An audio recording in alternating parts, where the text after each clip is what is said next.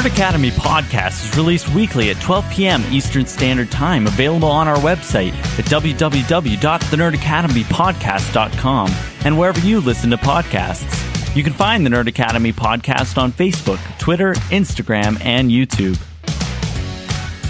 You can also help support the show by going to patreon.com/The Nerd Academy podcast, where every donation allows us to bring you more exciting content every week.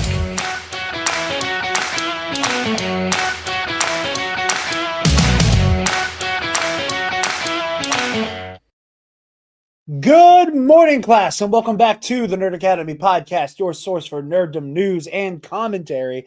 I am your host and superior webhead master, Jarod Bachman-Stubbs, and a couple notes of housekeeping up top. Before I forget, I want to say this right now at the beginning of the show. We got some really cool stuff coming at you guys in the month of March. It's also going to be a little bit of a Patreon update. So, as I've alluded to before, Spencer is he's in the process of moving. He's in the process of, getting the house he just bought kind of set up and ready for him to, actually move into and live in. So his schedule has been chaotic. That process started in December, and, between my day job during the holidays and his work and the move for him, it's been hard for us to sit down and record an episode of the Versus series. So next week, we are going to be ending season 5 proper with Balin Skull and Shin Hati versus Anakin Skywalker and Ahsoka Tano. And if you want to check out that, as well as the rest of the massive back catalog of Knights of the Nerd Republic Versus series episodes we have, you can go ahead and check out our Patreon at the $5 tier or higher to get access to Patreon exclusive shows, stuff like the Movie Club archive, stuff like the episodes of Heroic History 101 we've done, stuff like that. All of that is there. So we're deciding, since we're already so far behind, we're going to be doing a half season for the Versus series this year. So regularly recorded and released monthly episodes for the Patreon are going to start back up in June. In the meantime, Spencer and I are going to be doing a handful of what I'm going to describe as like Versus topic episodes, where we're not going to be doing full matchups and sitting down to do anything like that, but we are going to be doing some fun, just kind of like discussions that have to do with Versus stuff. Only one of these is like fully set in stone as something we're going to do. One of them is going to be that I have planned is I want to do a tier list episode for all of the characters we've used in the Versus series. I don't want to keep Mitch waiting. Mitch is also here. I feel bad leaving him backstage. I was literally just about to fuck, not like that. Jesus. I was literally just about to just do that and be like, I'm gonna relax. I thought I'd be able to get through the housekeeping much faster, and I was like, I'm being a rude host. Mitch692, everybody. Host of and co-host of the Comic Book Cast. Excited to be here for the Noob Academy. For the Noob Academy, lovely. But what I want to do is I want to do a full tier list of all the characters we've used in the Versus series. I want to do a Mount Rushmore of our favorite Star Wars combatants episode. Again, these are just ones that I've pitched on Spencer that he likes. We got to actually iron out the scheduling for. But the one that we do know for certain will be happening, actually, I will speak as I vamp here. One that we will have coming down the pipeline very soon for you guys is going to be an episode with the Bombad cast. It is going to be a simulcast. So you'll be able to catch it here at the Nerd Academy Podcast YouTube channel. You'll also be able to catch it. Actually, I didn't even download it on this screen yet. Give me one moment. So it's going to be a simulcast. So you catch it on both channels. Also, all of these episodes are going to go to Patreon first, and they will be uploaded to the TNAP channel as bonus episodes, as we've always kind of done with the Versus series. Is every so often when there's a matchup we really love and we think we kind of get people interested in what we do, we kind of drop them in the main feed whenever I'm away and I'm like, I know I want to drop an episode this week, but there's nothing for us to talk about or I'm busy. So expect those at some point. But the one that we will be doing that will be kind of live to everybody at once, which will kind of be the de facto first quote unquote Versus topic episode, is going to be us with the Bombad Boys, where we are going to be reading the progenitor of my fascination with Star Wars versus matchups. Star Wars Head-to-Head, written by the legendary Pablo Hidalgo. Like I said, you catch it here, you catch it on the Bombad Cast. We're going to be reading the first Star Wars Head-to-Head book live on air, discussing the matchups, trying to get to the bottom of who we think is going to come out on top. That will be on, I already said it to Mitch, and I can't remember the dates because I'm bad at that. That will be on March 27th. It will be an earlier stream than normally on the Bombad Cast channel. Time TBD, but we have a couple weeks to iron that out. However, a couple days before that, on March 25th, my birthday, we are going to be celebrating 5 years of the Nerd Academy podcast. Whoop, whoop, indeed. It's been 5 years of this show. I've been doing this for about 7, going on 8. But our collective baby, TNAP, turned 5 in January. My hands were full, and I was like, it's fine, whatever. And then the more I thought about it, I'm like, no, we deserve to celebrate this. And I was like, how can I make it even more indulgent? I'll do it on my fucking birthday. So come join us on March 25th. Again, time TBD. But we are going to be talking 5 years of the Nerd Academy. It's going to be a call-in show. So call in your best Roosevelts, and we're going to talk about 5 years of TNAP, everybody. I'm very, very excited. Thank you to everybody who's been along with us on this journey. And thank you. I know you're doing an Evangelion, but thank you. But yeah. What else? Other housekeeping. Oh, Epic Confrontations. I don't know when that match is coming out, but that 4-person match I keep plugging is coming soon. And Ionized Bastards. When you're seeing this, it will probably be the day the new episode of Ionized Bastards drops. We just recorded it last night at time of record on the 12th. I am not gonna lie to y'all.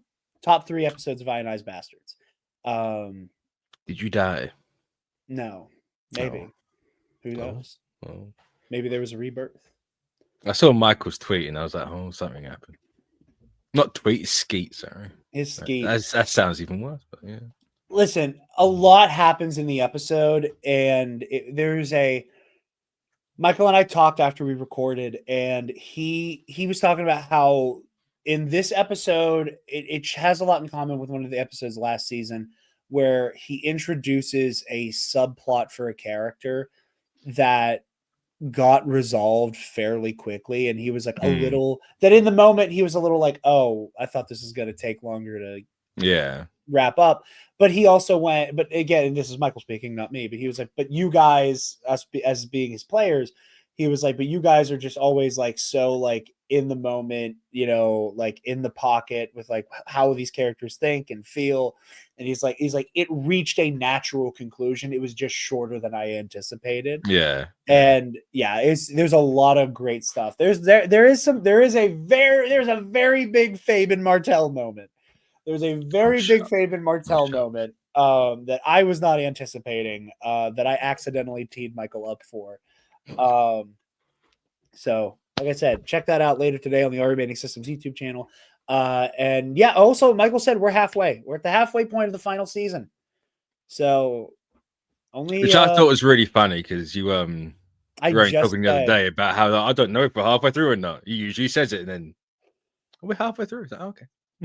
Cool. Yeah, like literally I told him, I just said to Mitch, I was like, I feel like we're approaching halfway, but normally he tells us. And it was like right after we finished recording, he was like, we're halfway through. And I was like, so I got to find a way to bribe Michael into doing an extra 2 or 3 or 4 episodes. But all of that said, all the housekeeping out of the way, before we jump into the show proper, one last thing. Word from our sponsors at Sunday's Bloody Mary. You guys know the drill. Sunday's Bloody Mary has the most badass Bloody Mary accoutrement in the galaxy, the multiverse, because this is the comic book show, with their 3-time award-winning spicy Caesar mix, mild mix, and traditional mix if the spice ain't for you. They also have their award-winning pickled dilly beans, okra, and asparagus. If you want to garnish that bad boy and get your freak on with some rim salt and spruce that Bloody Mary up, as a long-time Bloody Mary lover who knows that there is no mix that can rival a from-scratch handmade Bloody Mary, Sunday's Bloody Mary is the only mix that can do it and does it consistently.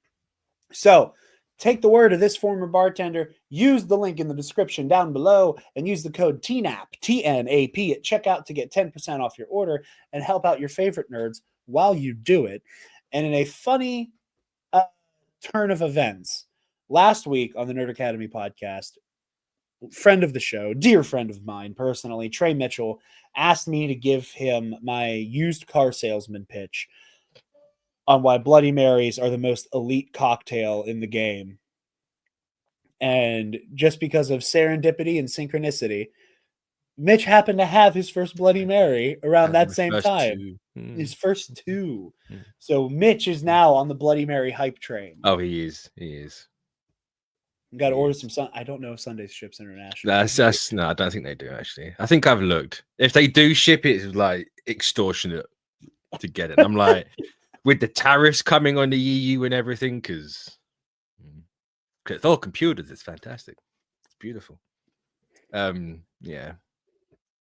So Sundays, get an EU hub, and I'll be here. Yeah, I was gonna say, I believe Colin and Annie just kind of run this out of their kitchen in Lancaster, PA. That was one of the other reasons I was excited to team up with them, is because they're also Pennsylvania based.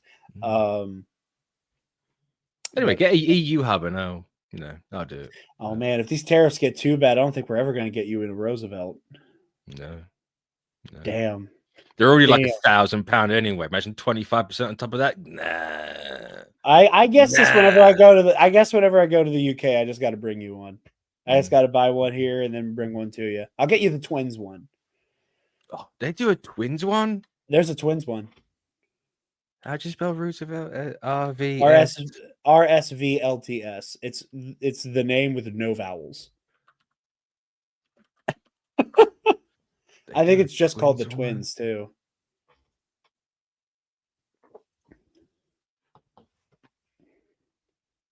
I think that's the one. Hold on. Either way, that man, I'd have that one.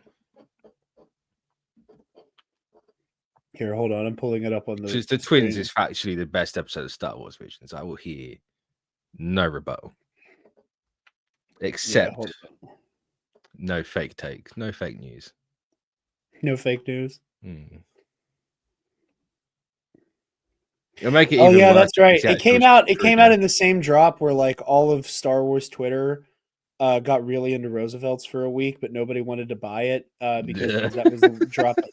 That was the drop that had what everybody was calling the Thracket. Because it had like they had the Thrawn jacket. That Scotty has. Because Scotty's a bomber jacket, members only jacket guy. So it's like a white bomber jacket with like a black cuff and like I think it has a black collar and it has like Thrawn's like Grand Admiral rank plate on it. Yeah. But it's reversible. Nice. So when you flip it inside out, the other side of it is like it's like Thrawn skin blue with the Chimera insignia on the back. Oh, nice. With like the 7th Fleet patch on the arm as well. It goes hard. It's just their jackets are a little stuck for me. But anyway, enough about Roosevelt's. We have some news before we start talking Daredevil. Daredevil. First things first, we have some casting news for Spider-Man 4. Stranger Things, and I know her from the Fear Street movies. Sadie Sink is joining Spider-Man 4. This is an exclusive broken by Deadline's Justin Kroll. From the article, with production set to start later this year on the next installment in the Spider-Man franchise, series star Tom Holland looks to have found a new co-star, one who is in no stranger to popular IP. Sources tell Deadline that Stranger Things star Sadie Sink is set to join the sequel from Sony Pictures and Marvel Studios. So yeah, that's all we have. We have no details on who she is playing, just that she is going to be in Spider-Man. So who do you think? Go on. You must have someone. So our conversation on Comic Book Cast last week. An episode that was universally loved and praised. An episode you're obsessed with Jello, honestly. Where I'm not obsessed with Jello. I think Jello's obsession with me is deeply fucking funny. I mean, it is funny. Yeah. Okay, I was trying to be coy about it. It has come to my attention that there is a number of regular comic book cast listeners who do not care for me. That's the internet, though, isn't it? Right. And it's okay. I get it. Y'all can't have swag tough like I do. But however, there have been a number of people who've been very nasty about me. And it doesn't bother me. I think it's funny. I sent Mitch and Armin screenshots of me sparring with this one user, Jello Monkey, whatever the fuck. Gelatin Primate. Yeah. Because regular listener over here, Director Jake, because they were like, please no more Jarod, and they were like, hey, that's really rude. Jared's their friend, and he's like a regular on this show. What's wrong with you? To which Jello Monkey replied, if Jarod was as smart as he thinks he is, which, like, listen, Bucko, that was your first fucking mistake, because I am as smart as I think I am. Okay, I know. I know. Whose side are you on, Mitchell? Whose side are you? I'm on the fence. You should know by now. Yeah, I know. I'm fucking aware. I'm an agent of chaos. It's fine. You fence sitting piece of shit. But if Jarod is as smart as he thinks he is, he wouldn't look like he drinks melted ice cream for breakfast, lunch, and dinner. Now, I've been called a lot of things on the internet in my time. You don't get into scrapes with the Fandom Menace like I do without, having to tank some slings and arrows. I have never seen somebody be so lazy as to say he's dumb because he's fat. That is astonishing levels of not fucking trying. No. That's the thing they don't try. Like fat they is don't lazy. Try. You're stupid is lazy unless you're gonna give it some swagger. But like you're fat because you're dumb, or the more confounding, you're dumb because you're fat, which is also like its own bag of cats there. I was like, wow, that's crazy. But I was like, I don't remember the exact verbiage. But I believe I said because it's like a little like they don't actually have a profile picture. I said something to the effect of calling them a faceless knuckle dragging primate, I think was my verbiage, which I thought was fun. Anyway, but vis-a-vis the episode of CBC last week, I was unaware of these rumors floating around of like a Spider Island angle. It didn't no, really there was I occur to until right me. then. No. Yeah, you and I both were like, oh, hot damn. But there's a Spider Island angle. This is probably going to be a multiverse movie, which I didn't want, but if it's going to be between the two Avengers movies, you can't really get around that. And if ironically, you can, because that's the point of sequels, right? Well, the whole point in Battle World is that there's no multiverse anymore. It's all one planet, so there shouldn't be a multiverse. But that's multiverse insofar as it's all caved in on itself. Yeah. Like it's multiversal in nature. But actually me, motherfucker. You knew exactly what I meant. But I did, yeah. With this idea that it will be a Battle World movie, I am partial to the idea that Sadie Sink is playing Mayday Parker. I really like that angle. I know some people have said Firestar. I know a lot of people are saying Gwen Stacy. I've seen some really uncomfortable conversations that she's playing the quote unquote real MJ, which of course. Just predictable as always. But yeah, no, I think I'm gonna be a Mayday Parker hardliner. I think it's more likely that she's playing a Gwen Stacy, be it like normal Gwen or Ghost Spider. I don't know. She does not. That's not fair. Because like the main thing I've seen Sadie Sink in is Fear Street. And she is playing pretty young. I don't remember how old she. I think Taylor looked it up last night. I think she said she's 22. And the Fear Street movies came out a few years ago. So like, currently, like literally like looking at the picture of her in the Deadline article.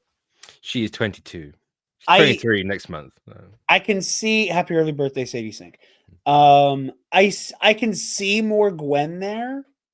now than I could in Fear Street, but I don't know. I don't. I'll be honest, as How are you feeling? How are you feeling? Because like I said, like I'm not fully sold on Gwen, but I really like the angle of her being a Mayday Parker, specifically the daughter of either Toby or Andrew. Like that I can specifically see is what I'm Mayday hoping for. Parker more than Gwen as a Gwen truther and a Gwen lifer. She's not Gwen. She's not Gwen. She's Gwen in the same way that Bryce Dallas Howard was not Gwen. So you're saying you don't want redheads to play Gwen Stacy? No, I'm fine with that because what's her name? Yeah, Emma Stone. Yeah, she's redhead. She yeah, was that's Gwen. true. I No, forgot she was she actually a was redhead. a Gwen. She nailed Gwen. Obviously, Sadie Sink, I imagine, could play a good Gwen, just purely based on I've only seen her in Stranger Things. No, it's not Gwen. I don't think she could pull off Gwen.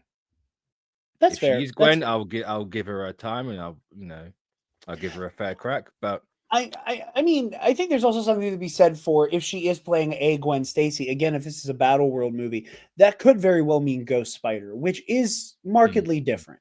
You know, it is not just like, you know, the Gwen Stacy that we were more accustomed to, you know, like the, kind I'll of be honest, brilliant kind of if it firebrand. does end up being a Spider Island movie and they do the whole it's just essentially their Spider Verse, I kind of want Haley Steinfeld to be Gwen.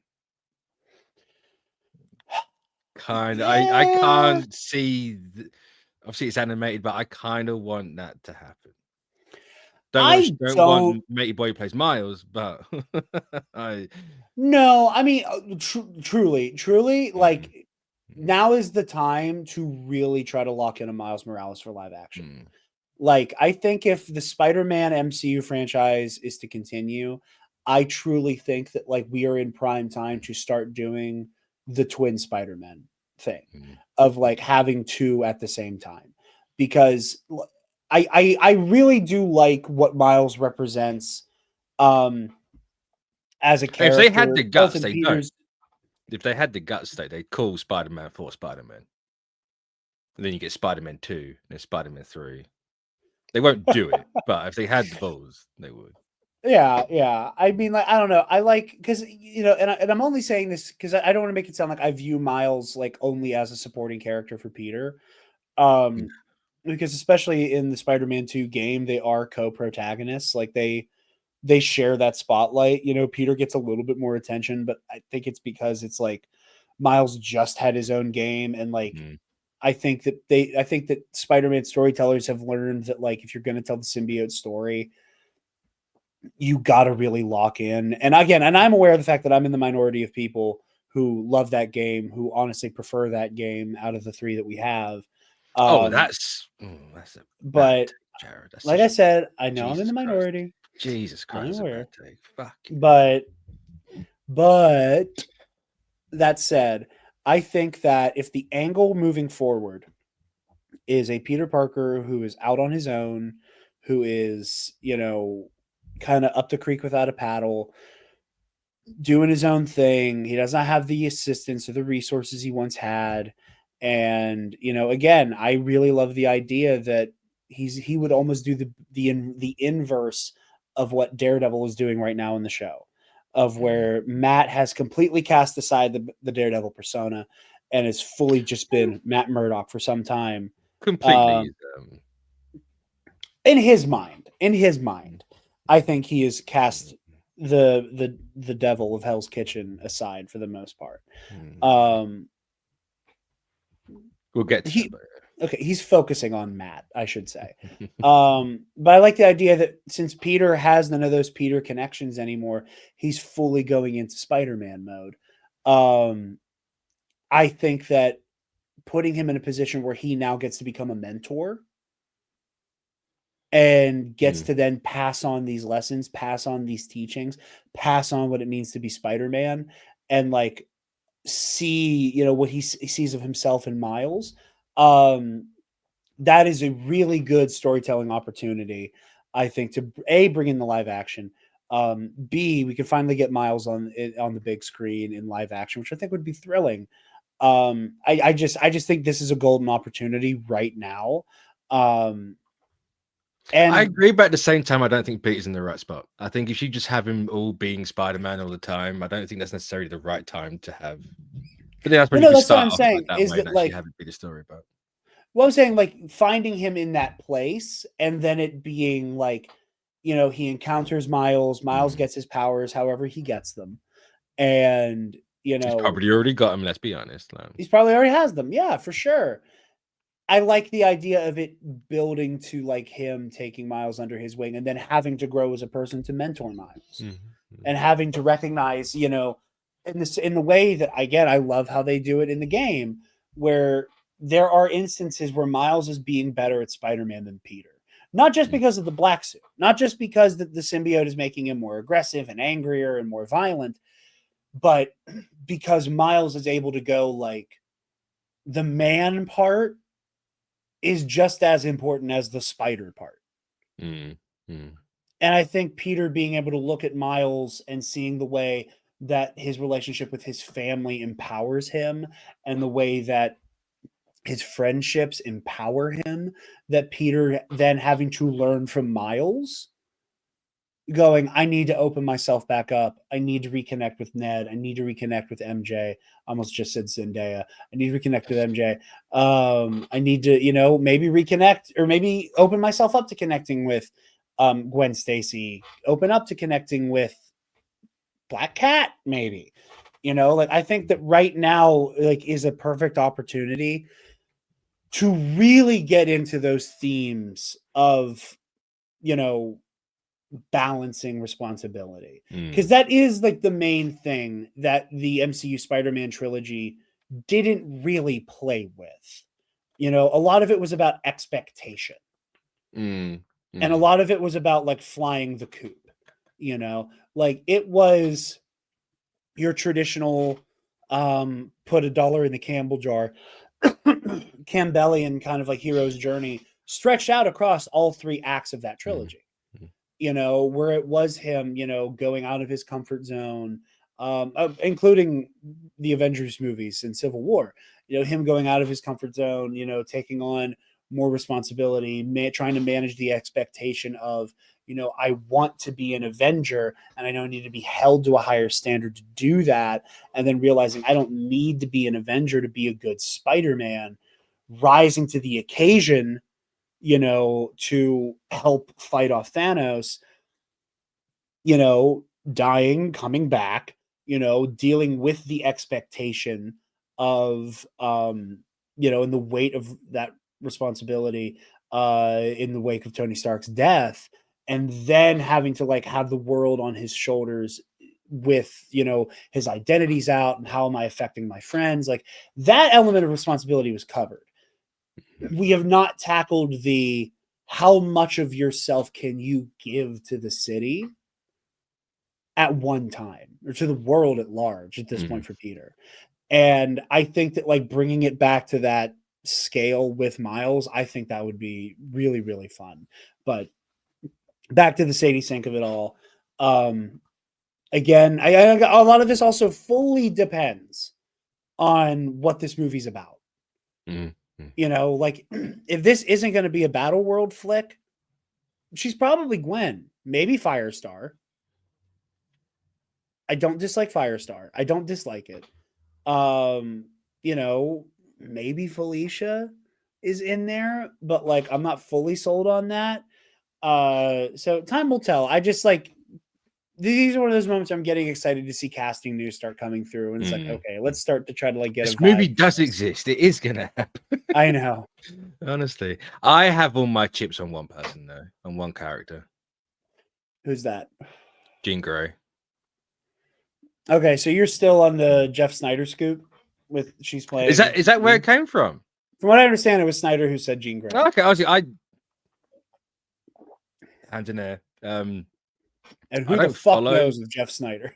I don't follow scoopers or shit really. If someone posts it, I see it. I don't really look any more into it than that. My immediate reaction was just, hey, yeah, that's if it's going to be anyone, I bet you they introduce Jean Grey in a Spider-Man movie. Like, yeah, maybe time will tell. which Time puts will a tell. whole wrench in the Spider Island idea, but you could Yeah, probably still do that somehow. But there's a path. I just like, I don't know. I it's not exactly a hot take to say your favorite superhero is Spider-Man, but like he is my favorite hero, and with that comes the unfortunate reality of how this character exists in film. Mhm. And I would be surprised if the MCU anchor for this, because if the deal as was still is what it is, It has to have that an MCU character in it. it has to have an MCU character in it, and that kind of turnabout, I have a hard time believing they're going to introduce one of their core mutants in a movie that they might have to like play footsie with and like kind of maneuver around its existence. There are some times where I'm more hopeful about the status of Spider-Man in the MCU, and there are times where I'm less hopeful. Again, like I am never going to fully recover from again, I've told this story 1,000 times. I'm going to tell it 1,000 times more. The fucking day we recorded the episode of Hall of Heroes back in 2019, talking about holy shit, Far From Home just raked in $1 billion. There is no way on God's green earth Sony lets this character not be in the MCU anymore. And then Sony tried to big dick Marvel Studios, and the episode went out that day, or the episode was due to come out that Friday, and we had to regroup and record a emergency addendum to that episode and unpack what was going on. And since then, I get skittish about like major continuity points being hinged on from the MCU on Spider-Man. And I hate that. I want him to be the face of this franchise. But for obvious Sony-shaped reasons, it can't happen. So I have a hard time putting eggs in the It basket of could the Sadie happen. Sink. It could happen. Mm. I feel like it's unwise, and I feel like it's dangerous. I mean, Firestar, that's pretty low stakes. If you have to play yeah. footsies with the canonicity of the Spider-Man movies at any point in time, you can, kind of bob and weave around But that. here's the thing with no one actually gives a fuck about Firestar. People only give a shit about Firestar because they want the Amazing Friends meme. That's literally it. Maybe. No one who's under the age of 20 right now who says I want Firestar has ever watched that show or ever read anything with Firestar in it. Does not happen. Doesn't I exist. would say I have, but I'm 27 in a couple weeks, so There you go, under 20. Yeah. So right, get yourself the Superior Spider-Man hot toy. You'll feel better. You have to I get said it. It's out now. It's out now. You have to get it. I'm stuck between Superior and Lord Starkiller. Those are the two that I'm like. Why be the stuck? first You're not going to Japan. Get both. Look, you can't just have one. Listen, It has to have a I'm friend. not going to Japan, but I do still have trips coming up. I am trying to see Kendrick Lamar. I am trying to see Tyler the Creator. You can pay me the pair of them.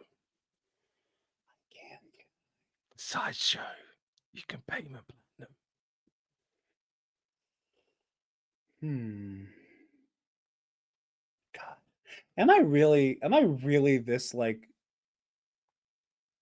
enslaved to my own brand that You're my a first white few hot American toys in are gonna Mr. be Capitalism. superior? Yeah. That no, fuck you, fuck. Okay, no, you and my friends do this shit all the time, where it's like Jared likes shoes and shirts. He loves capitalism.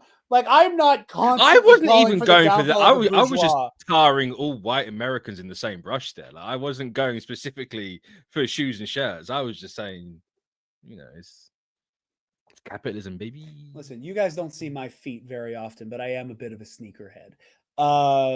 We never guess the amount of times you talk about shoes. Huh? What? What'd you say? Oh, everyone heard it. Don't worry. It's fine. Okay, whatever. Be a dick. But all of that to say, It's my brand. I'm very I'm very curious to see what comes of this. And yeah, watch this space. We keep our ears open for more Spider-Man casting news. Tangentially related to Spider-Man, because a spider will be mentioned in this next bit.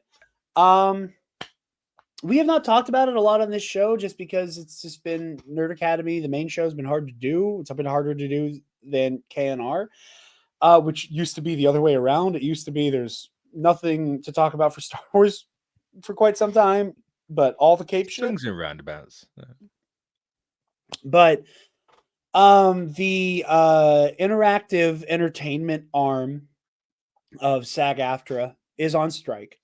A lot of the companies and studios have come to interim agreements, that have helped allow the promotion of games and have helped to allow actors to continue working in the interim here, which has been, very positive to see that a lot of these companies are stepping up and ready to, come to the table. Obviously, a lot of this hinges on the AI of it all. As we, literally, what was it, today or yesterday, we get like the weird AI Aloy. That was last night. Yeah, that was last night. Even though that's just an experiment they are exploring. It's not. No, that's tone deaf. If I've ever heard it, but It's quite tone deaf. And again, I just want to make clear, like, the stance on AI here at the Nerd Academy is very much a fuck it and burn. No, but I very much am of the opinion that if there are AI tools that can actually help the artists who are making the art that we love, the art that we consume, the art that means the world to us, if there are AI tools that artists are comfortable using and want to use, I am okay with that, with those tools being put into the hands of the artist and it's put in the toolbox for them to choose to use or not. What I and everybody else here, and Mitch as well, and pretty much anybody I will ever work with, vehemently agree that when the tools are being used by the studios, by the company owners, by the shareholders, by the people who have control over these companies, when those tools are used without the consent of the worker to actively replace and denigrate the work of the artist, that is where I draw a very bright red line. And I'm very uncomfortable with it. And we have a very exciting article from Entertainment Weekly from Nick Romano about the Pixel Pack, a new collective of voiceover artists and performance capture artists, all kind of coming together to stake the claim and make the case for why actors within the interactive media landscape deserve the same accreditation and acclaim and respect that actors on the stage and screens do. So we're going to jump into this Entertainment Weekly article for a bit here. I will say up top, this kind of perfect timing for me because everybody knows I've been on my Baldur's Gate kick. This is going to be this effort is being led by Gale Newborn, who most will know as Astarion from Baldur's Gate 3. So yeah, I'm going to read through this a little bit. I'm actually going to skip the preamble some. Actually, I won't. But yeah, I do think it's important. So I am going to read from the article here. So like I said, Entertainment Weekly. In mid-December, 2 Indiana Jones met on stage at the Game Awards in Los Angeles, an annual event celebrating excellence in video games that has become a highlight of the industry's awards season. If the BAFTA Games Awards are like the Oscars, this ceremony maintains the fun of the Golden Globes with the thrill of the Super Bowl. The entire auditorium at the Peacock Theater rose in a standing ovation when a surprise guest emerged. Harrison Ford slowly took his place next to presenter Troy Baker, the actor who portrayed Ford himself, specifically the iteration of Indy between Raiders and Last Crusade in Indiana Jones and the Great Circle. It's a fever dream, Baker recalls to Entertainment Weekly months after in February. We knew that it would have been great for Harrison to in some way give us the thumbs up. In typical Ford fashion, though, Baker remembers having no idea what that man was going to say, noting he waved off the teleprompter and just riffed. but Ford graciously quipped to Baker in an aside, "I think this guy did a great job. If I'd known he was so good, I would have done it myself." He said, "I was like, that's all I need to hear, man." The moment felt emblematic of where gaming is at the current time. Propelled by years of advancement with realistic animation and emphasis on storytelling, gaming now stands side by side with movies and television as an engine for narrative-driven cinematic experiences. Baker, an A-lister in his own right for portraying some of the most popular characters in games like Joel in The Last of Us and Booker DeWitt in BioShock, is now one of the many actors that are at the forefront of the medium. Erika Ishii, who I know from Dropout, uh, who had her own breakthrough playing Valkyrie in Apex Legends and is headlining the Ghost of Tsushima sequel, Ghost of Yotei. Yeah. Yotei, I haven't actually heard it said aloud. Yotei considered herself a, quote, beneficiary of the movement, unquote, that began with people like Baker.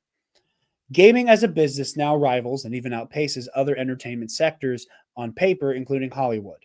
In 2024, a year that saw the industry hit hard by layoffs, game sales reached $58.7 billion, compared to an estimated $30 billion from the global box office in the same span. In a 2019 Netflix earnings report said the company's feelings on the matter were very clear. In terms of consumers' attention, quote, we compete with and lose to Fortnite more than HBO. And now even Netflix is in the gaming business. Quote, to me, one of the reasons why video games have continued to flood into the collective common consciousness and the zeitgeist is because they are in every way where the arrow has been pointing for storytelling since we began drawing on cave walls. How can I best tell you my story? How can I best let you know had to have been there? Baker muses on the matter. Things that games do that none of those mediums do is really they make you the agent. You are the one who's driving. And then this next part is about Gale Newborn himself with a subtitle of A Star Run is Born. Clever. Gale Newborn is another big name propelled by his turn as the frisky vampiric rogue Astarion in Baldur's Gate 3, which earned him a BAFTA nomination and a Games Award win in 2024. He's now trying to take actors involved in gaming to the next level. On December 11th, Newborn assembled 17 of his fellow stars at a Studio Loft 1923 in Los Angeles. Baker, Abu Akbar Salim, who played Bayek in Assassin's Creed Origins, Alex Wilton Reagan, who voices the female Inquisitor in Dragon Age Inquisition, performance capture artist Andy Norris, who plays Donna in Resident Evil Village, Anjali Bahamni. I have heard her name because she's also been on Dropout, and I can never remember how to pronounce it, so I apologize. Who plays Symmetra in Overwatch and Rampart in Apex Legends. Ben Starr from Final Fantasy. Brian Deckard Connor in Detroit Become Human. Fred Tacitor, who played Bane in Ark of Shadow. Maggie Robertson, Lady Dimitru, or however you fucking Dimitrask. Fuck, I knew it was not as French as I thought it was. Who I also didn't know this until reading the article last night, who also plays Orin in Baldur's Gate 3. Obviously, Matt Mercer, Leon Kennedy in Resident Evil 6, Vincent Valentine, Final Fantasy, also Luke Skywalker in Battlefront 2. Did you know that? I mean, Matthew Mercer is 80% of voice roles in video games, so yeah, I knew that. I did not know Mercer played Luke. No, this is like a complete non sequitur for a moment. I did not know that Mercer played Luke in Battlefront 2.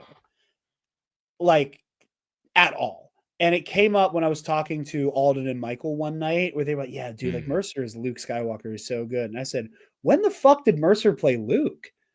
Because I think he's a phenomenal performer. He melts into that role so well. I never could have told you that Matt Mercer played Luke Skywalker. Melanie Juergens, who won a Game Award for Senua's Sage Hellblade 2. Melanie LeBird, who played Saga Anderson in Alan Wake 2. Nick Apostoles, Roger Clark, Sam Lake, and obviously Mr. Yuri Lowenthal won Peter B. Parker in Marvel Spider-Man. I didn't know Yuri's in like his mid-50s. Yeah, he looks great. The only thing that gives him away is his hair. The only thing that gives him away is his hair. But even then, you get people like my age with grey hair. Look at Armin. Dude's just whited out. Armin's a silver fox, bro. This my boy. Together, they executed an ambitious photo shoot with photographer Ivan Weiss, the kind of glossy magazine-style spread typically reserved for their colleagues on the film and television side. The other two shoots followed at later dates around the world, one in New York City with Ishii and Nashir Dalal, who played Charles Smith in Red Dead Redemption 2, but also more recently Boda Kuna in Jedi Survivor. He's also in Bad Batch. He plays the one. He plays the one Imperial officer who dies a horrible fucking death. And one other in London with 11 others. Those in the UK were Ace Brunella, founder of Creature Biotics, David Menken, who played Luke Skywalker in Lego Star Wars, and Dag Neithson in Assassin's Creed Valhalla. Devor Wild, who played Lae'zel in Baldur's Gate 3, Diana Bermudez, who played they say the Guardian. I'm assuming that's one of the Spirit Guardian voices in Baldur's Gate. Doug Cockle, who played Geralt of Rivia, BAFTA winner Jane Perry, who played Diana Burnwood in Hitman, Jennifer English, Shadowheart in Baldur's Gate 3, and Latina in Elden Ring, Jennifer Hale, Commander Shepard in Mass Effect, also on the topic of Mass Effect, Basta Lashan, Joseph Balderrama, Cody in It Takes Two, Luisa Guerrero, who plays Caroline Scott Kennedy in Assassin's Creed 4 Black Flag, and BAFTA nominee Samantha Bure, who plays Karlak in Baldur's Gate 3. So it makes me very happy to see almost the entirety of the core party from Baldur's Gate present for this. The final group shot, a composite of the images captured across 3 locations, now launches the Pixel Pack. It's what Newborn and company are calling the collective of actors redefining the role of talent in the gaming business at a time when SAG-AFTRA's interactive media strike continues the fight for better workplace protections, including from AI replacements. Okay, you know what? Hold on. Travis would be ashamed of me. There we go. And I'm actually, before I go any further in the article, I would like to. You need like commie background music whenever this goes up.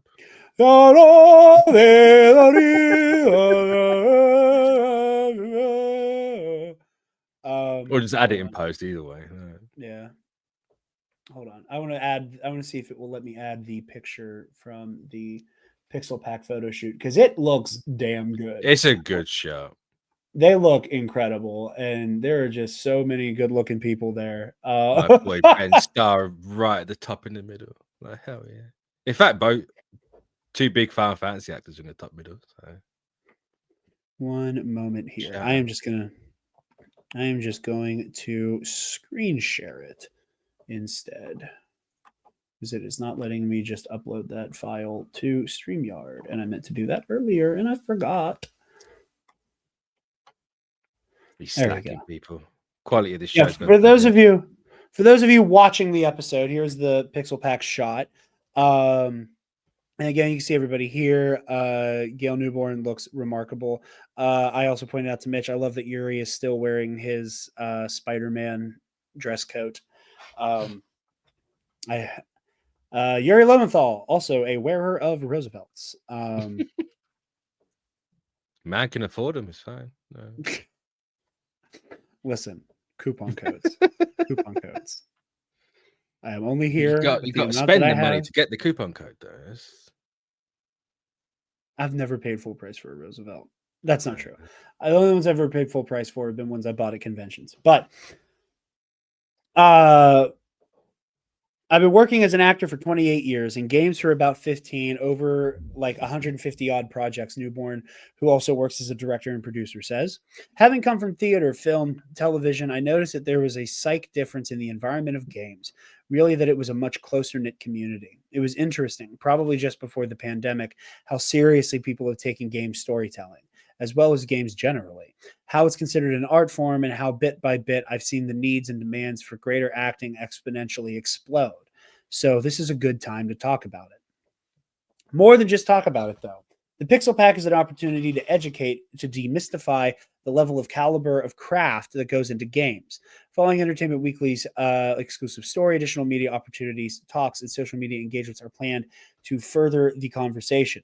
Newborn is set to speak at next week's Games Developer Conference, where he plans to cover topics such as actor and director relationships, as well as the need to keep performers in games as opposed to AI replacements. Looking ahead, my vision is to establish the Pixel Pack as an annual initiative, one that not only celebrates established talent, but also uplifts emerging actors in the gaming industry.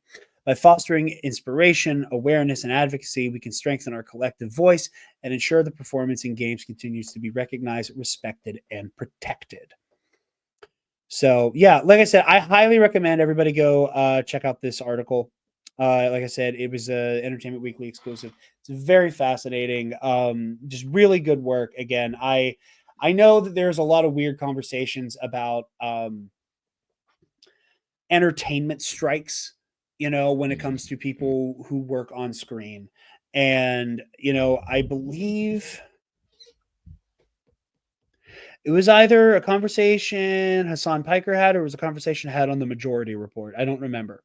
But they were talking about how even when you have exorbitantly wealthy people like LeBron James, just using him as an example, incredibly wealthy man, he has made a killing off of playing basketball.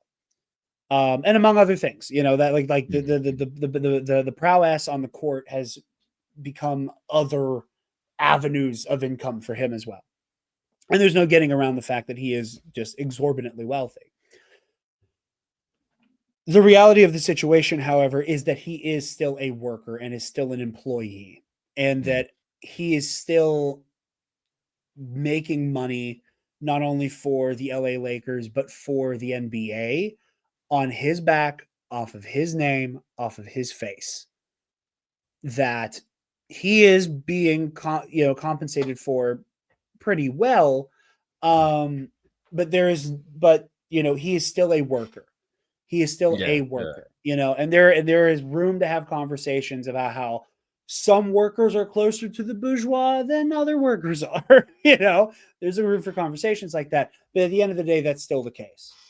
That was the case with SAG-AFTRA. It was the case with the SAG-AFTRA like live action, like main like television and film strike. And it's the same for the WGA. More so because they are not compensated anywhere near to the degree as their on-screen counterparts are. So, again, I think this stuff is really important. I think that this helps, get the ball rolling for a lot of people to become a lot more conscious about the nature of labor. It does not matter what that labor is. It doesn't matter if it is hard, manual, what some people would call unskilled labor, all the way up to, getting to play a saucy twink vampire for Dungeons and Dragons video game. It doesn't matter. These are laborers who are producing for society something that affects us, be it drivable roads, be it a performance that stirs us to our core. These are workers nonetheless, and they deserve adequate compensation and protection from being fully replaced in their industry.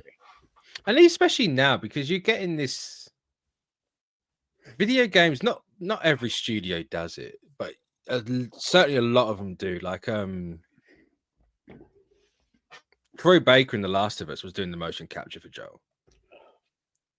So the line between a voice actor who just stands in the booth all day and has a really fucking hard job of acting to nothing on your own in a booth. Yeah, they talk about later on, not to cut you off, like they talk about later on, I think it's Jennifer Hale of Mass Effect and Knights of the Old Republic fame, where she talks about like, you're cold reading 90% of this too. Yeah. Like, not only are you like lucky if you're in the same room as somebody, you're also which is incredibly rare for them to have more than one person at a time. Yeah. Yeah. And like, so you're not only doing this off of nothing, you're also doing it cold and trying to find the right delivery. And you really only have 2 or 3 takes at it before they're like, okay, moving on, to really sell it. So like you were saying, I didn't mean to cut you off, but no, I was just going to say that the line between like a voice actor and an actual actor is very slowly getting blurred because of motion capture in video games. Because a lot of studios are now leaning that way because obviously it helps with animations and all that sort of stuff. It saves a lot of dev work on having to individually do it yourself. But it's such an underappreciated art form, It is. really, because who talks about the voice actor strike for the last 6-8 months? Yeah. Yeah, that's something, Travis and I have been very, cognizant of talking about are all these labor strikes, the IATSE strike that was looming a couple years ago, Yeah. into the WGA and SAG-AFTRA strikes. I think they're very important, and they, again, it's not like I have much to contribute, but I very much am behind all of it, and it has my full throated support, as it shows full throated support. I think one of the things that will always fucking frustrate me, is the way that like during the SAG-AFTRA strike, the way that got co-opted by so many fucking people who just wanted to have the company I dislike bad jerk off session, while not engaging with any real conversations about any type of fair compensation for the work that these actors are doing. And again, we're not talking about your Tom's Cruise and your Roberts Downey Jr. and your whatever. Like, yeah, they're affected by this as well. And again, employees, very nicely compensated employees, but employees and workers nonetheless. We're also talking about, Joe Donut, who's playing a fucking corpse on Law and Order as well.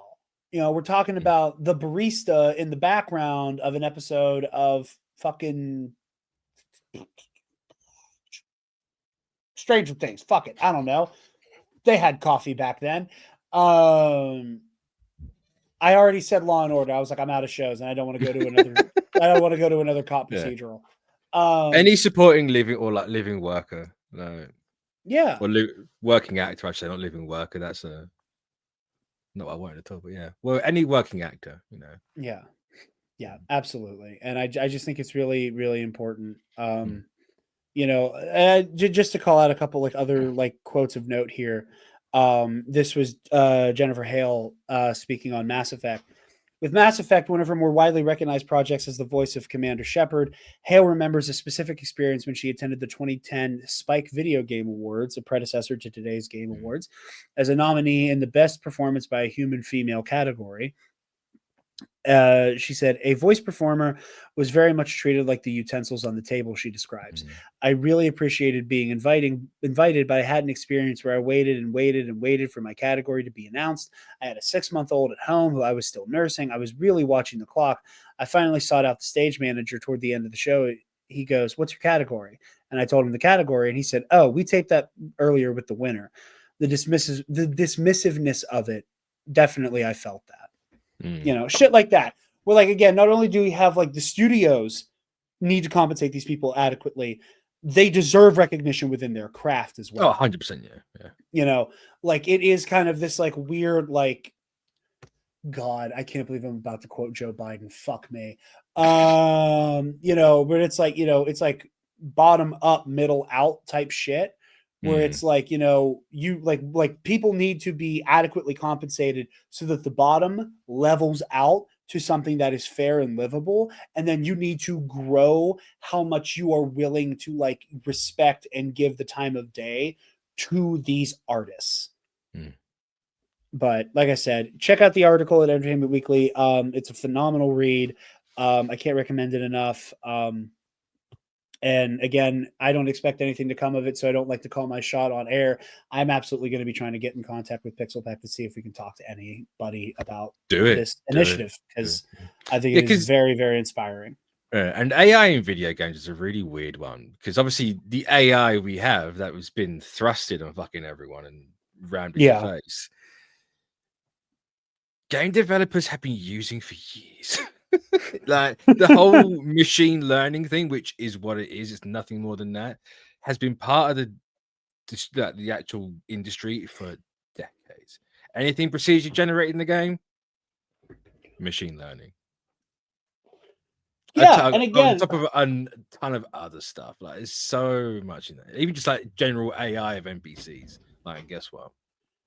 And again, it has been there, and again, I think that like gaming, it is a unique space, and obviously, like we're talking about the artistry of performance and not the artistry of development in this conversation.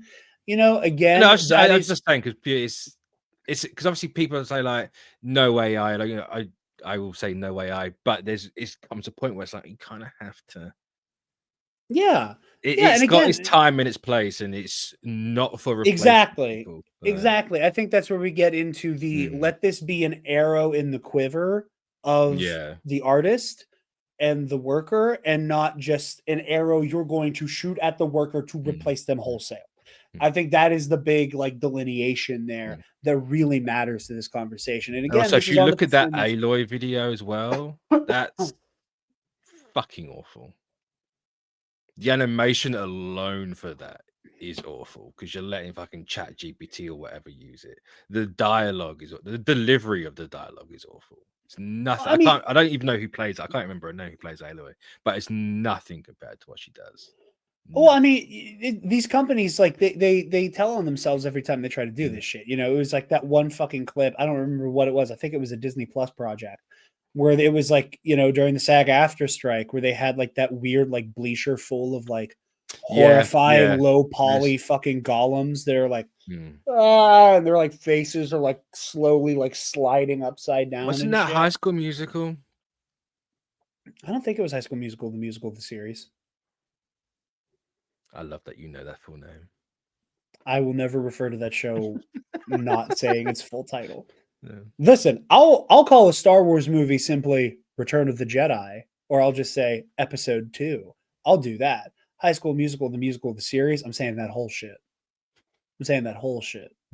I can't wait until you get like a whole paragraph of an anime for Pro Noob. I'm going to choose the worst one for Jarod to say, and he's going to say it every episode. We'll see how willing I am to do that. But that's all we got for news for you guys. We're going to move into our conversation about this week's episode of Daredevil Born Again, in the hollow of his hand. Mitch, how are you feeling? How are you feeling about this episode? How are you feeling about the show so far up to this point? I'm really liking having Daredevil back. Yeah, I'm really liking it. Even though I kind of wish they made the intro more red, like Netflix's one. I miss like the waxy and the red tones. Like, I'm kind of missing that. I get why they're doing it, but I kind of. What's your interpretation of the intro? Because I talked about mine on the show last week. I mean, like Liberty Justice is dying, right? Everything's crumbling around him, but yeah, he's coming back. He's born again. He always like he's rock steady resolve by the end of everything. He's going to be Daredevil. Daredevil is going to be a pillar of justice and liberty in New York City. I like it. I like it. I know. I like Trey's take too, because I very much am in the like, you know, it's all about institutions crumbling. I also like Trey's like view on it. It's like if the intro to Daredevil season 1, like, yeah, it was that waxy, but he was like, if that feels like blood, this feels like bone. Yeah, you know? Or if it's like Daredevil, like Netflix, it's just Daredevil, the show, is Matt Murdock happily spilling his blood to protect the city. This is about how that fight will eventually break him. I like that as well, but like I also am just addicted to talking about like institutional failures in fiction. So and in real life, yay! I say, why limited to just fiction? Yeah, yippee! Buy a Tesla. It's only $90,000. That's been recorded 36 times. Dude, listen, in this episode when Fisk was looking at Vanessa, he's like, I have higher goals in mind. I was like eating my food, and I went because I'm like, what are you gonna do? What are you gonna do? Rename the Hudson River to the fucking Fisk River, like light work. Anyway, we're liking the show. How do you feel about it's so unfortunate, the timing of everything. I don't think it's unfortunate. You know, Ken Knapsack, you know, kept joking about how once Trump was reelected, that it was like the unfortunate like timing by the Cosmos for Andor season 2 to come out like when it is, like at the very beginning of the Trump administration, to kind of give a piece of resistance media. And like that as I've talked before about how I want to start doing video essays on this channel too. That is something I do want to talk about at some point, is like resistance media and its like bizarre shelf life. Mm. Because like we got right about to the end of the Trump administration, and like Hamilton was like the piece of resistance media. It was like Hamilton and Handmaid's Tale, right? These, transcendent works of fiction that were just accidentally incredibly poignant, right? And then people started to turn on both. Less so on Handmaid's Tale, but there was still people kind of going, okay, fucking hell, here's your bonnet. Yeah. Having conversations about like, white feminism and all that. But then like with Hamilton, it was this like rejection of how Pollyanna that story is. Mm. And I will say, like, I am not a historical revisionist at all. I think that I think that there is room for multiple truths to talk about the founding of this country. I think that you can talk about, George Washington was an incredibly, brave individual who like put the ability for this country to continue like as a democracy in air quotes, as a democracy of sorts, when he had all the opportunity to not do that. And also he was a slave owning piece of shit. Like you can have conversations about like judging them by their time, but also demanding more from our leaders today. Like I think there's a lot of complicated conversations that I think can and should happen around that. I love Hamilton. I love it. Again, I think the American Revolution is one of my favorite periods of history to study. Obviously, I am a big fan of hip hop and rap. It's my favorite musical genre. Those two things being fused together with, again, say what you will about Lin-Manuel Miranda, his pen game is fucking immaculate. That is a man who can write good raps. And maybe I'm a white guy from the sticks who has that opinion. And if you want to make fun, and if there are any Nerd Academy listeners of color who want to roast me for that, you have every fucking right to. But I do think Lin-Manuel's pen game is great. Also, I listen to a lot of Will Smith music, so take that with what you will. But You're so white, fucking hell. all of that to say, yeah, but I'd like to think I'm one of the good ones. I love describing myself as that. I love saying I'm one of the good ones. But all of that to say, this is fully on like the Andor like weird cosmic timing of these shows. I'm curious to see if Andor is looked back on as like Pollyanna resistance media. I'm curious to see if that somehow has like a weird moment. Because obviously, everybody who watches this show knows I have a lot of complicated feelings about that show, mostly to do with how it's discussed. Do you really? But yeah, I totally didn't scream about it for 5 minutes straight on the most recent episode of Knights of the Nerd Republic. How do you feel about them making him look like Bono? With like that high and tight? And the glasses. And the glasses? I don't mind it. It's a disguise. Yeah. It's a disguise. He's probably going into some like, Senate chamber, or he's going to be like sneaking into what is probably Mon Mothma's like, wedding reception for her daughter. Like, I don't mind it. He's just going to force himself onto everyone's iTunes. There have been goofier disguises in Star Wars. I don't know. I don't know. Obi-Wan Kenobi hid Leia Organa in his coat one time. But all of that to say, I'm very curious about that. But that's not really the point. But with Daredevil Born Again, how are you feeling about this episode? Correct me if I'm wrong. I haven't watched the first 3 seasons for a while. Yes. For about 7 years. Which I hate. I hate that's been that long. Is this the first time we just had a pure courtroom Matt? We get a lot of courtroom Matt, but they kind of yada yada yada through it a lot. But it's not an entire episode of just courtroom Matt. It might be. I know the trial of Frank Castle is, I think, a full episode. Was he in that though? Matt? Yeah. Yeah, he's Frank's defense attorney. Was he? I can't. Honestly, I think he is. It's also been a long time for me. I wanted to watch Daredevil again. I didn't have time to. But no, I loved this episode. I think because if Matt was in the trial of Frank Castle, I honestly generally can't remember. I'm bad at the job.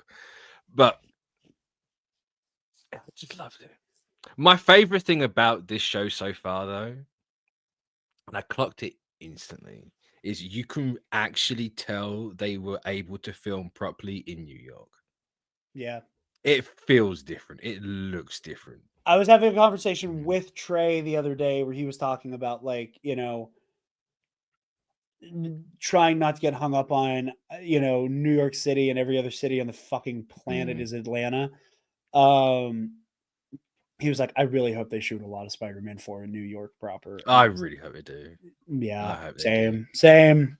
No, but New York is expensive as fuck to film. And also, you got to shut stuff down. But you can this really highlights that Netflix, yes, they film stuff in New York, mainly establishing shots, and everything else like a warehouse or just another set, or Atlanta. But here it's like, no, this motherfucker's Atlanta. walking down. Like, this guy is actually living and breathing in the city, and I adore it. It just looks so good. You don't see it a lot either, as well. Yeah. No, agreed. I do think it looks incredible. No, I really like this episode. I watched it last night. I just didn't get a chance to watch it on Tuesday. I don't remember what I had going on. I think Taylor and I were trying to make our way through this last episode of Dimension 20, actually. But Alden kept saying, in our group chat, and he said it right before we recorded Bastards, he kept talking about like the high, like this episode is so full of emotional highs and lows, and he kept specifying, he's like, I mean, emotional. He's like, I'm not saying like it's really good and then it gets bad. He's like, I'm saying like you are going to want to run through a wall and then you're just going to want to drink whiskey out of the bottle. And that is, you're just going to be ping ponging the whole fucking episode between the two. And I was like, oh, okay. And I was like, oh, you weren't fucking lying at all. No. There was no hyperbole here. No. My God. Because it starts with it starts at the beginning, doesn't it? It's like, well, I'm gonna get you out. It's like, yeah, sure.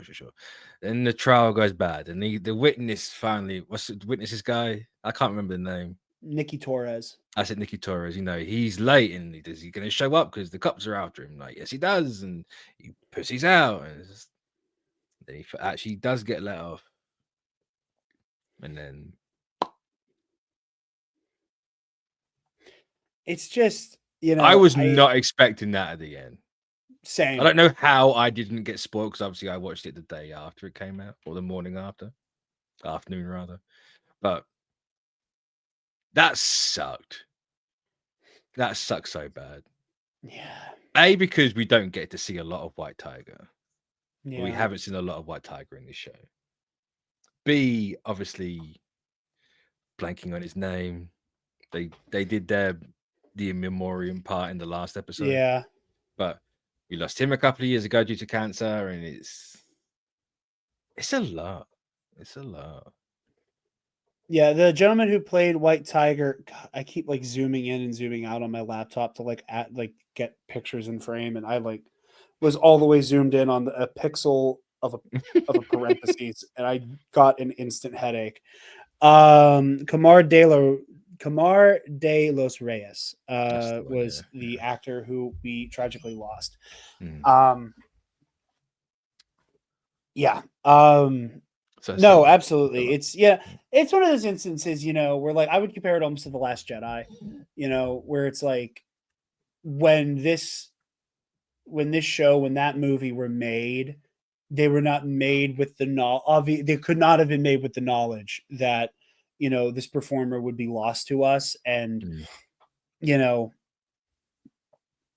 it's one of those unfortunate, instances where it's like, I think everybody would have liked more White Tiger in any way, shape, or form. Like I was excited to see him. I was excited he was here.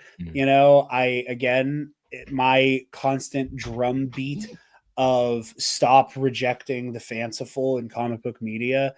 The fact that they went, yeah, everybody here knows about the fucking Avengers. And you just get Matt going, Mr. Aiello ran into the subway station without his amulet that gives him his powers. And nobody went, what? But in the same breath, well, you're not in the same breath because it's a different episode, you have Fisk being like, a guy with a spider on his chest. Yeah. He has a skull. Like, motherfucker, you can say the names. No one cares. If you're gonna do it, call They them only out. framed it that way because they didn't know if they could say Spider-Man on Marvel TV. But a guy who wears horns on his head. Like, you can say Daredevil. I know. I think they only did that People phrasing so that they could listen. accommodate Spider-Man. No. And I also like the idea that Fisk won't even deign to address these people by name. I mean, there's that, but we had that for years on Netflix. Everyone got why with Netflix, but he's here now. Just say the name. I want to hear Fisk say Spider-Man. Spider-Man. Oh God. Ooh, my hair stood up. See, exactly. We've been But no, I did think this. the courtroom drama was great here. You know, like I love the way that they did kind of get in the weeds. Like obviously, you know, like any type of courtroom drama that you get is always going to be like kind of like a weird skewed version of how this shit works in the real world. For example, how quickly this went to trial and the fact that like, you know, you can't introduce evidence in the middle of the trial without being a whole conversation, you know, like that's Was a whole it part 20 of this yeah. trial? Yeah, this show is skipping through time a lot and it's unspoken. But no, you're right. Yeah, and I was going to bring that up too, but like that said, like I don't care. You know, like it is that thrilling moment where or not Hector, Matt just throws that just absolute Hail Mary of just pulling the white tiger mask out of his briefcase. Brilliant moment. I like messy Murdoch. I love messy Matt. I like, and again, it's one of those things where it's like showing that Matt obviously Matt Murdock is not a by the book person given the whole Devil of Hell's Kitchen thing. But like as an attorney, he like we don't really see him like do crazy shit.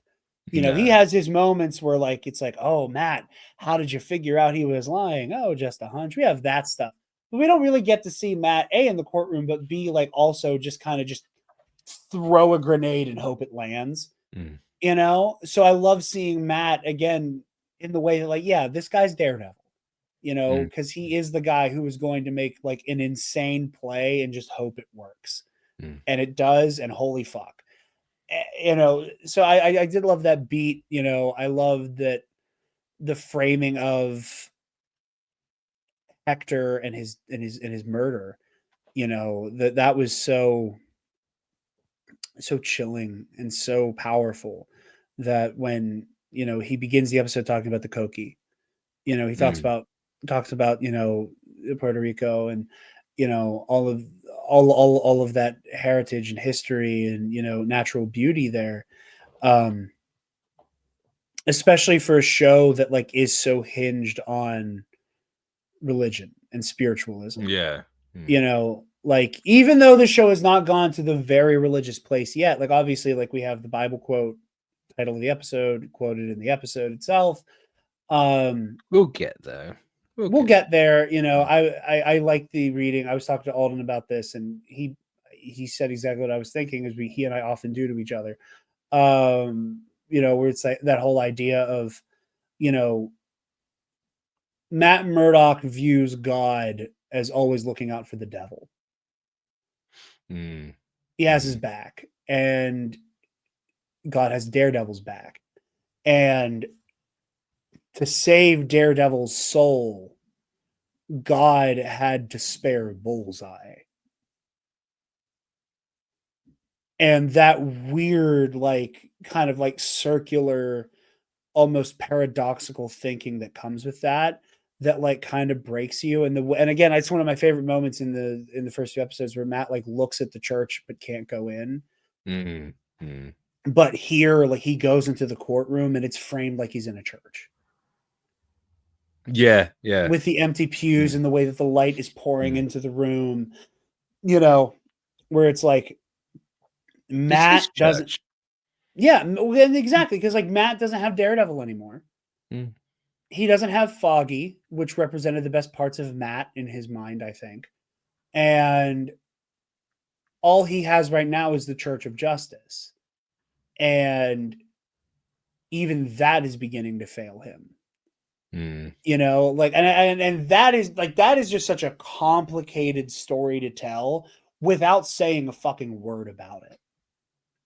And I think that is so beautiful and so masterful in its presentation. But with Hector's death, you know, he talking about it and talking about how much he wants to see it again. You know, the fact that, you know, he's gunned down by the guy who's definitely not fucking Frank Castle. What would you think if it is Frank, though?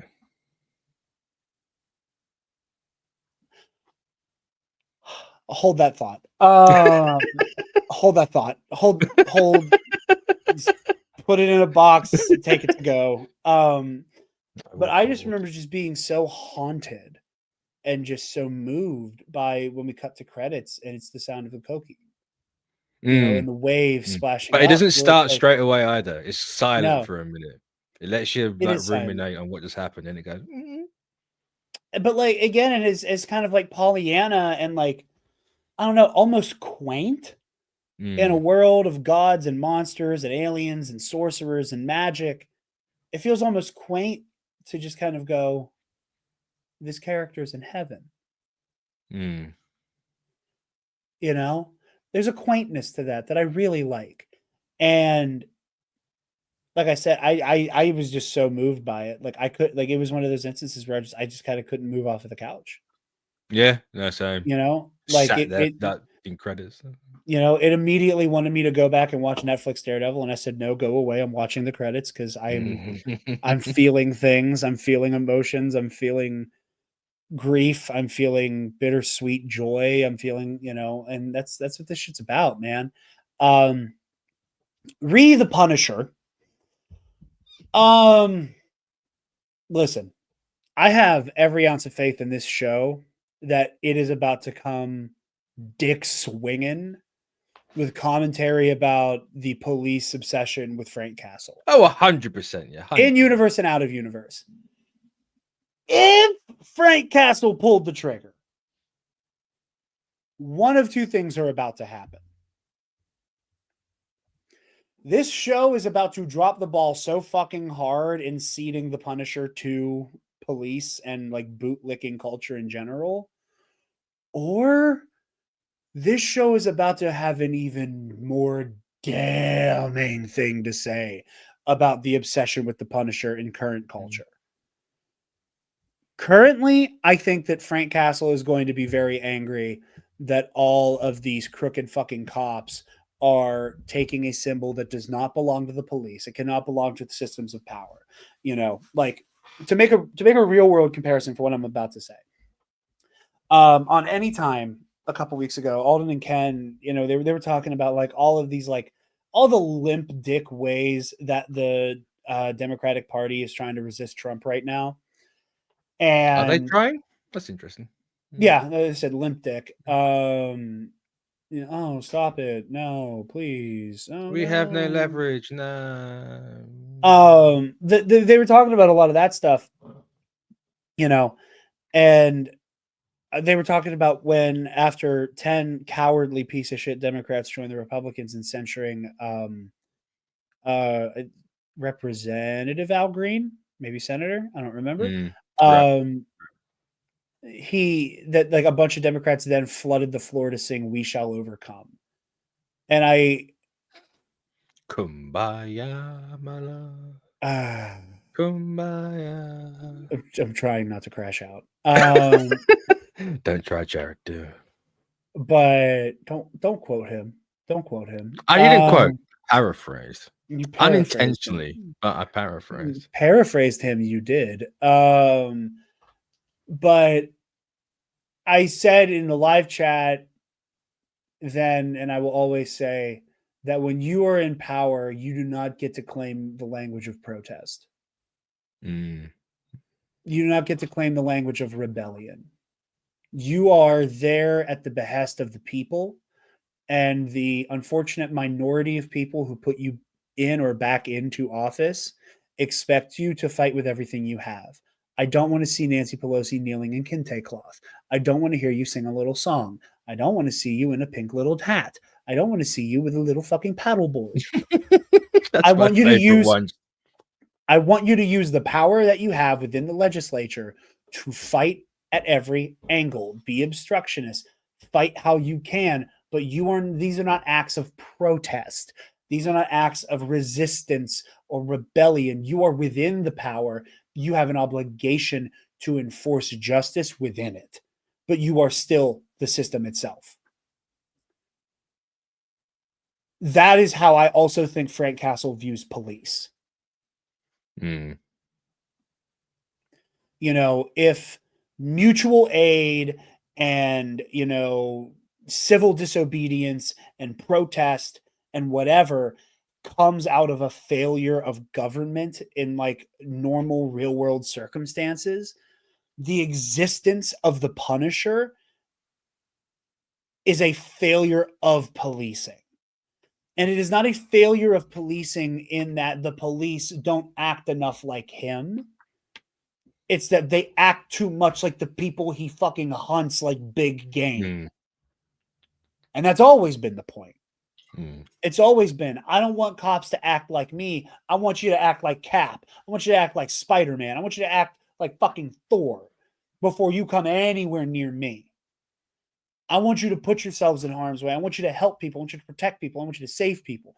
What I don't want you to do is strong arm some innocent fucking teenager. What I don't want you to do is shake somebody down and be running basically your own gang out of the precinct.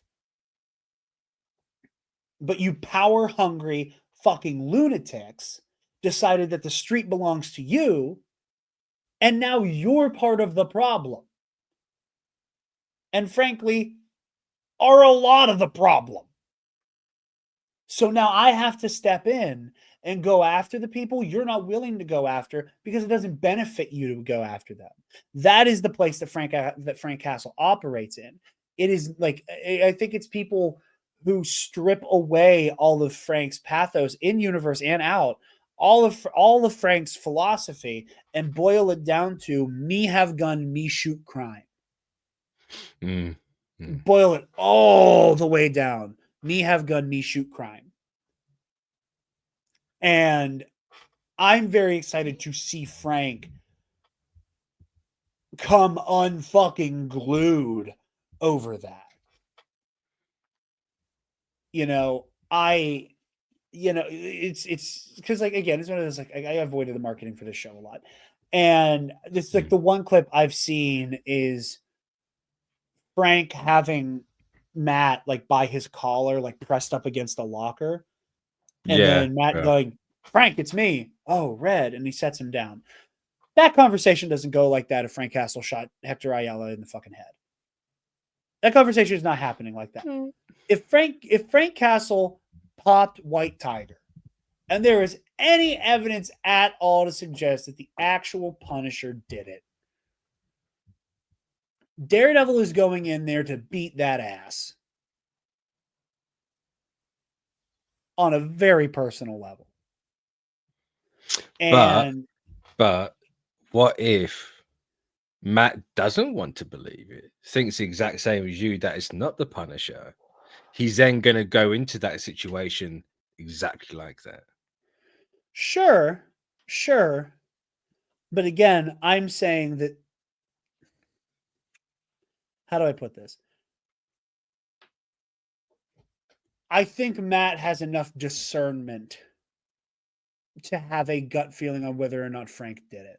And this, because again, this does seem wildly out of character for the Punisher, for the real Punisher. I agree, but it's out of character moments that quite often define the character. Yeah, exactly. Yeah. I mean, it goes back. It's like my favorite example of that, going back to Hamilton.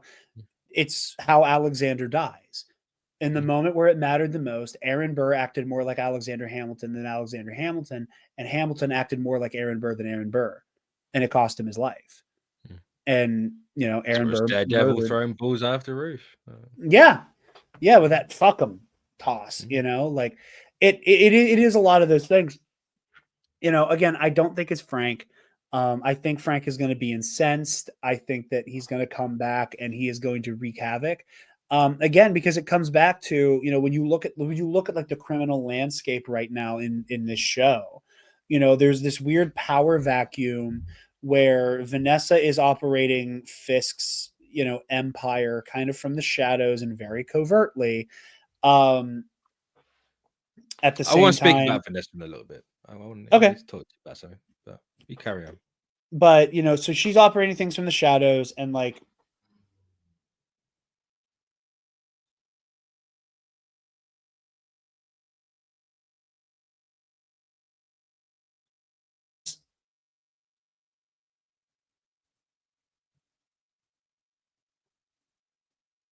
Oh, there you are.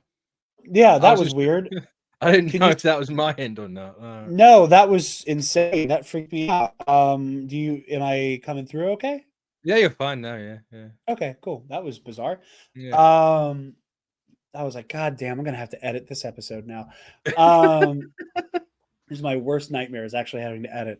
Editing's But fun. You'd like it. it gives me anxiety, and I don't know my way around the software as well as I wish I did. But that's not the point. I throw it my way. It's fine. Heyo. Video essays, when those become a thing, Mitch is gonna make me sound smart and make me funnier. I'm not a miracle worker, Jarod. Okay, that was just mean spirited. That wasn't even fun, nor was it funny. It was. You're smiling. You're trying to laugh. You know it was funny because that was bang on it. That was on the ball. But Anyway, Vanessa. But the lieutenants are starting to eat each other, and then you have these cops. And again, we don't know how many of them they number, but like it's these cops who are anti-vigilante. Which, we can have a real world conversation about, vigilantism and like how, like in, comic book media, it's framed, like here, like, these are good people with good intentions who are helping people more than they're hurting people. And I mean, in the very literal sense, Spider-Man, Daredevil, White Tiger, whoever, like, Punisher kind of being the outlier, they exist to save lives. They exist to protect people. Punisher exists to bring a very dark, bleak sense of justice back into the world. So I think Punisher's more like an actual real world vigilante. He is. He very much is. That's what it looks like. Absolutely. But then you have the ones who they exist to save lives. The objective is not show up, beat people up. It's, Bullseye is enacting a mass shooting at Josie's bar. Daredevil has to neutralize him and do his best to keep him away. It's not, I want to beat up Bullseye. It's, I want to protect these people. That just happens to me, and I'm going to beat the dog shit out of Poindexter. But you have these cops who hate this idea because they, much like in the real world, have a monopoly on violence. The state has a monopoly on violence. They are the only ones who are allowed to enact this type of justice, and they don't understand why people like a Spider-Man or a Daredevil or a White Tiger or whomever are just swooping in to help people and not just enforce justice. And that is why I think they align so much with what they think the Punisher is. Me have gun, me shoot crime. And seeing how all of that is going to kind of like boil over, I think is going to be very fascinating, because you have these cops who have more in common with the criminals they claim to want to eliminate than they do with the, super powered, or at least, super abled people who want to swoop in and, help the people, not just, have that monopoly on violence. But what would you want to say about Vanessa? My thing with Vanessa isn't necessarily for this episode, but it says the whole arc and catalyst of this show. But did you see in the CBC Facebook group?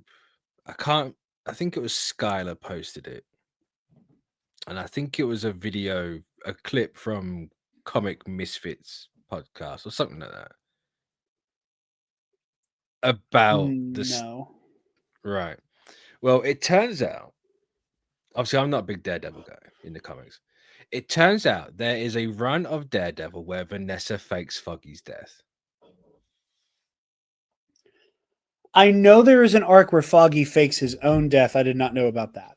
And it also turns out that the building number next to Murdoch, Nelson, and Page is 468, which is the issue where Vanessa does it. Okay, I heard. Okay, I did hear about this. I don't think I saw that same clip from Comic Misfits. I do know about the comic issue thing, and I believe I saw it described as the one where Foggy fakes his death. That could be the same thing. You can describe those both as both Foggy fakes his death as he is the person who is pretending to be dead. And we know Eldon's coming back next season. Same with Deborah Ann Wool. So checks out theoretically. Yeah, maybe. Because my thinking is obviously Bullseye's got to come back in some shape or form. Yeah. Obviously, Bullseye takes out Foggy.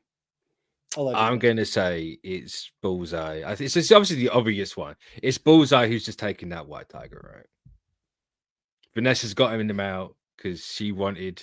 Obviously, we know Fisk knows Daredevil's mad. Vanessa, he talks to Fisk and all this sort of. It's all going to come around back to that. I mean, Vanessa knows herself from whenever Matt But I can't remember Fisk. Yeah, I can't remember the Daredevil stuff, but yeah, it's true. So yeah, I think that's where it's going to go, and obviously that's why you get Frank come back in. I like that a lot. I like that a lot. I like that as a lot, especially as like a really interesting catalyst, you know, where Fisk has taken it upon himself to become the mayor, like, you know, in a very, again, Trumpian way, where it's like, I have a lot of things I want to do. Or namely, I have like a handful of specific things I want to do, but I know that like to get people to get on board, I kind of got to talk a good talk to get there.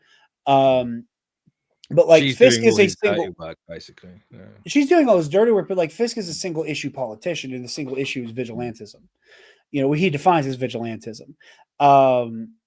And I think that he is going in to this going, I want to rid the city of vigilantes, at the same time that Matt, before Fisk even makes that power play, is already retired.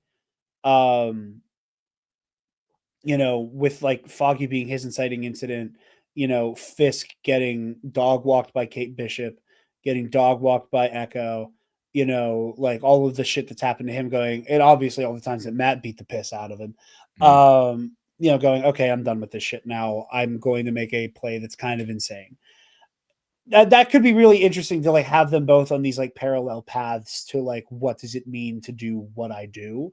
Because it was another one of the shots that really stuck with me, is the way that they're playing with the duality of Daredevil and Kingpin. Is that while Wilson Fisk wants to not be the Kingpin anymore, Yeah, and Matt Murdock wants not to be the Daredevil anymore,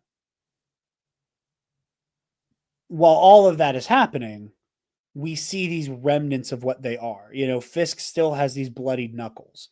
Did he beat the shit out of the guy, you know, Vanessa cheated on him with? Oh, maybe, 100%. you know, was he, you know, I've seen talk about maybe he's just been like trying to release that anger, give it to your anger, by like wailing on a wall, which is also are we really going to make Kingpin a wall puncher? That's a bit unfair. He's better than no, but while he's no, but I don't dislike the idea that like he needs the release, but he knows he can't do what he used to do. There is no more room for him to beat the shit out of his aides. Yeah. So like he's just like all of this pent up anger and rage and frustration just kind of goes alone in a room. Bah, bah, bah, bah, bah. See, I would have really liked that if this show for some reason didn't decide to shrink him back down. Yeah, that's fair. So obviously we had him in Echo and he was like shoulders out here. It's like, no, just get rid of all the fat and make it just all the muscle. I agree. Trust me. I want like Butterball Kingpin, who's just like that crazy power lifter build more than anybody. But I do like the idea that we're with Fisk, like where he and Matt are kind of these two sides of the same coin. is that while Fisk needs an outlet for that like violent psychopathy, Mm. and that's represented in the bloody knuckles, where it's like, you know, your hands can never truly be clean of everything you've done. Matt is like, you know, he does Daredevil shit at the end of the second episode, the way he beats the shit out of those cops, you know, just absolutely just dog walks them. But he then immediately is like, oh, I gotta wash Daredevil off. I gotta wash Daredevil off. Mm. He's stuck on But my then hand. he's been sitting there get my hands constantly just playing with the little horn. He's never Yeah, because it's really calling to letting. him. Because He's it's never calling really to him. letting it go. So. Because it's calling to him in the same way that I do think Fisk is wailing on a wall. In the same way that like they're like that violent, like again, like on some way, I think their relationship to their violent nature is calling to them, but I think that their true calling is also like going, hey, like, what are you doing? I'm right here. Is like, you know, yelling for them to come back. You know, Matt is recognizing, like, no, the reason Daredevil exists is because this system that I love, that I would die for, doesn't always work. And when it doesn't work, I have to do something about it. And with Fisk, it is the, you know, I'm caught in the red tape, I'm caught in the bureaucracy. What I really want to do is tell people to do something, and if they don't do it, I beat their friend to death and go, you want the next one? Then fucking do it. And he can't do that anymore, and Matt can't do that anymore. But like but still, like their hands are sullied by their past lives in a way. You know, and I love the fact that it transitions from Fisk's bloody knuckles and Fisk hiding it to Matt trying to wash Daredevil away in the bathroom. And I think that's really poignant, and I think that's going to be a driving force for these characters moving forward. Oh, 100%. Do you know what I can't wait for though? What? They're both in the same room and they both just say fuck it at the end of the season.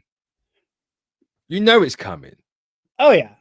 You know it's coming. Prepare them, and it's going to be whether it's just like a similar thing to how season 3 ended, where he's just wailing on Fisk in his own apartment or whatever. I don't know, but you're gonna get that one last bit. It's gonna be fantastic. Oh yeah. Oh Let's yeah. hope the CGI is not dug water. I think that we're getting. I think that we're going to get Matt back in the suit sooner than we think. Oh, 100%, yeah. I think especially after the way this ended, yeah, I think whether it's the whole episode or whether it's the end of the episode, like next week, so he's gonna come back. Because it comes back to the way he's like fiddling with the horn again. Like he is the devil in the church of justice. Like that framing of like I come back to this all the time. I don't know. Maybe it's because I watch Pulp Fiction as a teenager, but like it's that like. But again, it's like that monologue from Jules at the end of the movie, that I'm trying real hard to be the shepherd, and I think that might be a place that Matt is in, where he's like, I'm trying really hard to do this the quote unquote right way. Please let it work. Please let it work. Please let this be what I need. And I think this, absolute travesty is going to be what brings back the devil. But we have any other thoughts on this episode? Or are we ready to call this a day? I just want more. Same. Part of me hates. I say part of me. A lot of me hates how they're releasing this. Not a fan of the 2-1-1-1-1-1-2. Don't like that. Oh, are we getting a 2-part finale? Yeah. Oh, good. That's what I heard anyway. So I was hoping we would. I was thinking about that. I was like, man, I hope we get a 2-parter. But I think I'd rather have had it just once a week, or go back to the Netflix all at once. But I'm kind of over the all at once. Yeah. Binging everything. If I got a or at binge the very least, I I don't dislike the fact that Disney Plus is really starting to play with doing batches. No, but I like the whole Andor's Wake. I know it's exactly where you're going with it. Well, I mean, X-Men 97 did it. X-Men did it. Spider-Man did it. Andor I'm particularly excited for because it's going to feel like a movie every week. And that I'm excited I don't know. That one specifically, not just because it's Andor, is I feel like Disney's biggest problem with Disney Plus is trying to make TV feel like a movie. I think they've And I moved feel like you're away. trying to do a bit too much with that, doing it I that think they've way. moved away from that really well, especially like in the more Yeah, but when recent Marvel shows. But the I agree, Andor but of it when you're all, releasing something as like, hey, this is gonna be like a movie a week, like, oh, we don't need that. I mean, but it's actually going to have a movie's runtime instead of chopping a movie up. I mean, sure, Because Andor happens like so decidedly in arcs, and that it is but then going just to making be movies. well, yeah, okay, that's more complicated than just make it a movie, though. Like it's No, just edit it all together, it'll be fine. yeah. Um, surely nothing could go wrong there. Anyway, I think that's all we have for you guys this week. Mitch, where can the lovely people find you, my friend? You can find me on the link trees, on the blue skies, not the Twitters. Or if you want to follow me on Twitter, you can. You're not going to get anything out of it, but you can certainly do that. You can follow me on the Mitch692 channel. I just uploaded Yes. my Monster Hunter Wilds, like first impressions, little mini talk about that game because I find it very interesting in a minute. And also, we just released our Pro and Noob special for Neon Genesis with Scotty Jarod. Yes. So that came out. So go That watch was that. so much fun. That Very was so fun. much fun. I wanted to ask something I completely forgot, so we might have to do another one, but who knows? What do you want to ask him? I was just gonna see what because I asked you when we did it originally about your take on the endings. Like, are they separate or are they like two different perspectives of the same thing? And I meant to ask him that, and of course we just got carried away with everything, and I completely forgot. And afterwards, I was like, "Fuck!" Well, here's the thing: you asked me that with End of Evangelion, not with the that's kind of. rebuilds. I I wasn't referring to the rebuilds. I just meant the two original. Oh no, I'm just saying that by the time we get to Scotty and he's already done all of it, like show and rebuilds, like for him, it's already kind of set in stone that it's like it's all the same ending from different angles, and also the, for lack of a better term, time loop of it all. That like this just keeps happening until the cycle is finally broken. I mean, sure, but you can still separate the two. No, for sure. But either way, yes, go check out Mitch692. Obviously, I'm over there for Pro and Noob. Getting into Bebop finally. We got 2 episodes. Bebop start. When is this coming out? Tomorrow, the 14th, Pi Day. Okay, so the Monday, Bebop starts. Bebop cometh. So check that out. So the sessions begin.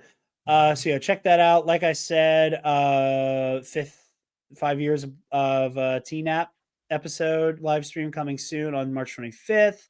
Our other live stream that we're doing soon with the Bomb Bad Boys as well, reading Star Wars head to head. Very excited for this. I said, as well as the conclusion of Ionized Bastards here. In the next month or so, we're going to be done, and I'm going to feel sad, and I don't know what to do with myself because I can't have paranoid delusions about salvage anymore, and I'm going to feel some kind of way about it. It's all right, Jared. I got something for you. You can fill that gap with. You can look forward to it. Anyway, thank you to our $10 patrons, Ilonisk Muskins Jonesinsk, Paco, and Ray Clausen. Thank you guys. If you will get a shout out at the end of every episode, be sure to subscribe to the $10 tier and get the $5 tier if you would like access to the entire Versus series and Patreon exclusive back catalog. But with that, thank you so very much for watching or listening. Be sure to like, comment, share, subscribe, review the podcast on Apple Podcasts and on Spotify. And class dismissed. Stop! Move away from the cookie jar.